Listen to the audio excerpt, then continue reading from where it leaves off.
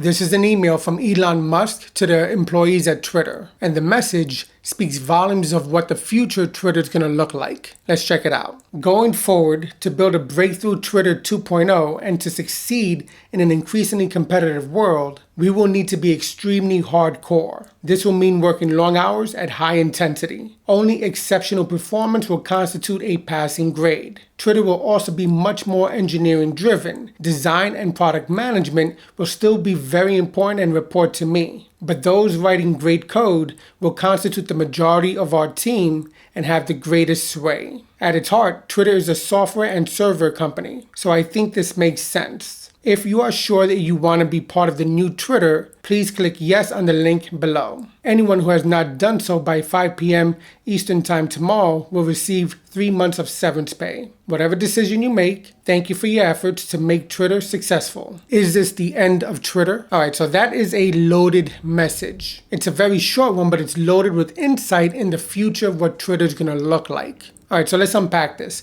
We know that Elon purchased Twitter for about $44 billion, and the valuation of the company was projected to really be about $25 billion. So yeah, Elon Musk overpaid substantially for Twitter. That we already know. And you might be thinking to yourself and saying that really doesn't make much of a difference to someone worth north of $200+ billion. But we have to remember, Elon didn't buy this company in cash. He didn't buy it on his own. He has investors. And the interest payment is going to be about $1 billion per year alone. So now Elon Musk has a tall order to try to make Twitter profitable and fast. There's a couple of ways to go about this, and one of them is the traditional route of advertising. And we've all read the articles about how Twitter is losing in the advertising space. There's also the subscription model, which is something that Elon has toyed around with. That blue check mark? Yeah, that's not working out too well. They had to put it on hold, but they're going to be bringing it back in about a couple of weeks. And the other way is cost savings. So Twitter had over 7,500 employees at the company before Elon Musk. Elon purchased the company. He decided he wanted to let go of 50% of the workforce. So that's one way to save money. And now it seems like he's depending on attrition with this email of people deciding they do not want to work in this type of environment. I mean, because think about it, the workload is going to skyrocket, while at the same time, the amount of people working there has gone down significantly. And now Elon is saying that people can no longer work remotely at the company. You have to show up in the office. So he wants his programmers and he wants his team to be extremely hardcore. What does that mean? That means they're going to have to work extremely hard in order to get the job done, and the job done to the satisfactory of their new CEO. And it's an interesting dynamic because a lot of programmers, a lot of skilled programmers, and at Twitter, there's a lot of talented people there. I mean, they're very highly skilled programmers, and other companies are looking at what's happening. And even though there's hiring freezes, if you're coming out of Twitter, you might be able to land a solid job at another big company. That's how good these programmers are. But a lot of programmers decide to go into the corporate world versus doing their own startup or going into business for themselves. Because at the end of the day, when you're a freelancer, if you're starting a small business or if you're doing a startup, let's face it, you're going to put in 80 to 100 hours per week for months and even years in order to get your company off the ground. That's a lot of work. And a lot of people say, you know what?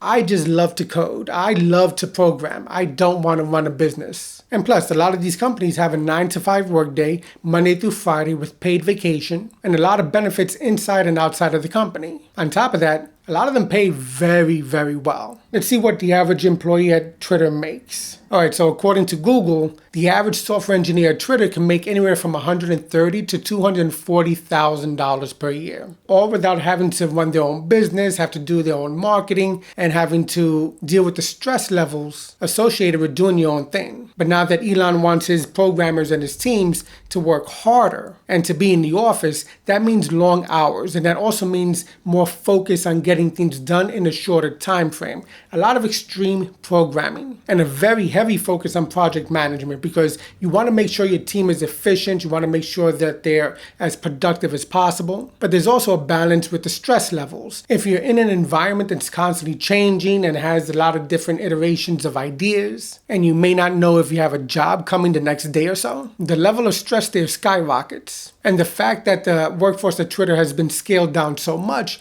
means there's more responsibilities on individuals at the organization. Well, how many people do you need to successfully run an organization like Twitter? Well, if you think back to Facebook, when it first started, Mark Zuckerberg created Facebook in 3 weeks by himself. Instagram was created by a very small team of developers. So you might think that having 3,000 people working at Twitter is still a lot of people, and in comparison to the early versions of these other platforms, it's a very large number. But the Facebook and Meta and Instagram of today are very different from the first versions. There's so many different layers that go on top of what currently exists, it takes a lot of people. I mean, think about it. You have an idea, you code your idea, and then you deploy what you're working on. That's the very basics. But then you have to scale it. You have to make it into a business, a real business. And yeah, Steve Jobs and Steve Wozniak might have created Apple out of a garage. But the Apple of today is completely different from the Apple that was first created. In order to scale where your application or your website can handle more than a couple of thousand concurrent connections,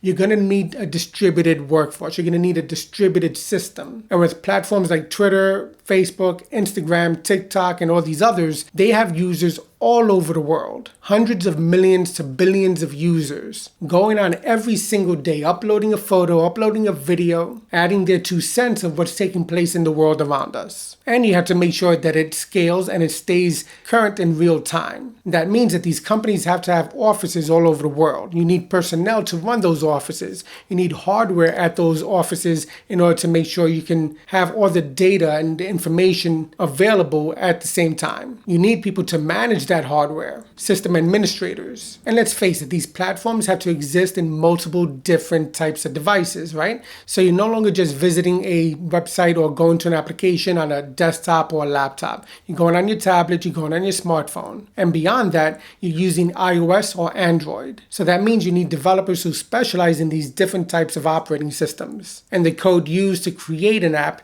is different from one system to the next. And then you also have to make sure that the user experience, the user interface itself is the same or similar, provides the same experience across each platform. And then you're going to want to add features to it, add functionality. You're going to want to stay innovative in your approach to make sure that your platform that people are using is something that they want to continue to use. Because again, there's only a few ways to make money here. You can make money via advertising, which means that the more time on site, the more money the website makes. So that's an incentive. You want to make sure that your algorithms are fine-tuned to the point that they know exactly what a person wants to see and hooks them to stay on the platform. Otherwise, the person leaves and then they make no money. But now subscription models, they're different. And in some ways, not as profitable for the power users of a platform. I mean, think about it. Similar to like a gym membership. At first, you might go to the gym as often as possible. But then over time, you might scale back from 5 times a week to 3 times a week to maybe once a week to maybe twice a month. So a subscription model to a platform like Twitter might be less profitable than advertising. And since advertisers have left Twitter, and since they're having difficulty rolling out the blue checkmark feature, tough times are ahead. And with a platform that has to scale worldwide, there's only so many people you can let go of your company. So it's going to be interesting what happens to Twitter. If Elon Musk cannot make it profitable, he did float the idea of going bankrupt, and then that'll be the end of a social media platform that existed for a very long time. All right, so that's a lot of information to process, a lot to unpack from that email. As a programmer myself, I could only imagine what's going through the heads of some of the programmers that are there. A lot of them might be saying, I didn't sign up for this.